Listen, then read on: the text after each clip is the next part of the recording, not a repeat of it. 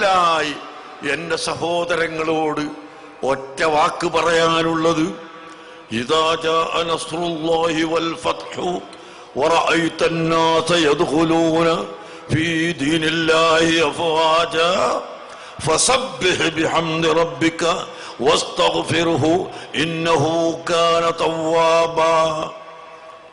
ഈ ആയത്തിന്റെ അടിസ്ഥാനത്തിൽ, ഈ സൂറത്തിന്റെ അടിസ്ഥാനത്തിൽ എന്റെ പ്രിയപ്പെട്ട സഹോദരങ്ങളോട് ഞാൻ പറയട്ടെ, കേരളത്തിന്റെ ഒരറ്റം മുതൽ ഇങ്ങേ അറ്റം വരെ നടന്നപ്പോൾ പതിനായിരക്കണക്കായ ആളുകൾ നമ്മളെ സ്വീകരിക്കുന്നത് കാണുമ്പോൾ, എന്നെ മിതമായും അമിതമായും പല ആളുകളും പുകഴ്ത്തുന്നത് കേൾക്കുമ്പോൾ, എന്നല്ല തിരുവനന്തപുരത്ത് ഈ ചന്ദ്രശേഖരൻ നായർ സ്റ്റേഡിയം ഉൾക്കൊള്ളാൻ കഴിയാത്ത ഇതിന്റെ 4 ഇരട്ടി ഈ ടൗണിന്റെ പരിസരം മുഴുവനും തിരുവനന്തപുരം മുഴുവനും നിറഞ്ഞു കഴിഞ്ഞപ്പോൾ, പ്രിയപ്പെട്ട സഹോദരങ്ങളെ, ഇത് സർവശക്തനായ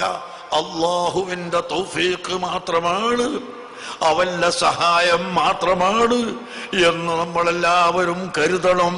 ഒരു അണുവളവ് അഹങ്കാരവും ധിക്കാരവും മക്കളെ നിങ്ങളെ കൽബിൽ വന്നു പോകരുത് കേട്ടോ.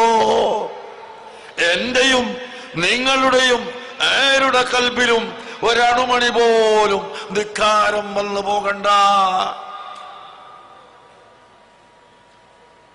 എന്തെല്ലാം ബുദ്ധിമുട്ടുകൾ സഹിച്ചാണ് ഈ ആളുകൾ ഇവിടെ ഒരുമിച്ച് കൂടിയത്.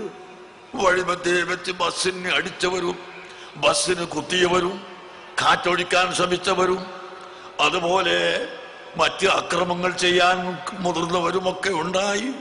ഞങ്ങളെ കുട്ടികളോട് ഞങ്ങൾ പറഞ്ഞു, മക്കളെ നിങ്ങൾ പ്രതികരിക്കരുത്, ഒരിക്കലും പ്രതികരിക്കരുത്. ഇവിടെ ഞാൻ ഇനിയും നിങ്ങളോട് പറയുന്നു, നിങ്ങൾ നാട്ടിൽ തിരിച്ചു ചെന്ന് പ്രതികാരം വീട്ടരുത്.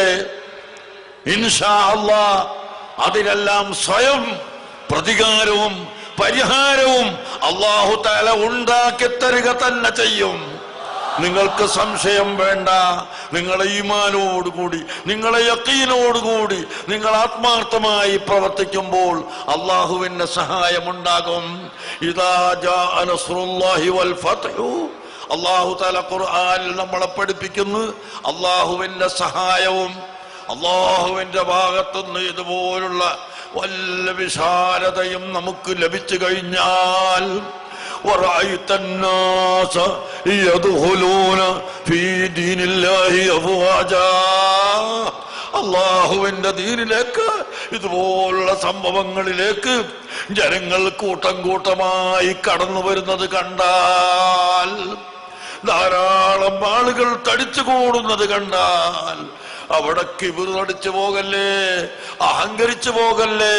മറിച്ച് എന്താണ് ചെയ്യേണ്ടത്? ഫസബ്ബിഹ് ബിഹംദി റബ്ബിക വസ്തഗ്ഫിർഹു, അല്ലാഹുവിനോട് പൊറുക്കൽ ചോദിക്കുക, അല്ലാഹുവിനെ സ്തുതിക്കുക, അല്ലാഹുവിന് തസ്ബീഹ് ചെല്ലുക, തഹ്മീദ് ചെയ്യുക, തഅലീം ചെയ്യുക, തംജീദ്, തഹ്മീദ്, തംജീദ്, തഅലീം, തക്ബീർ, തഹ്ലീൽ, ഇസ്തിഗ്ഫാർ. ഇതാണ് അല്ലാഹു ചെയ്ത നിഅമത്തിന് നാം ചെയ്യേണ്ടത് എന്ന് എന്റെ സഹോദരങ്ങളോട് ഉണർത്തട്ടെ.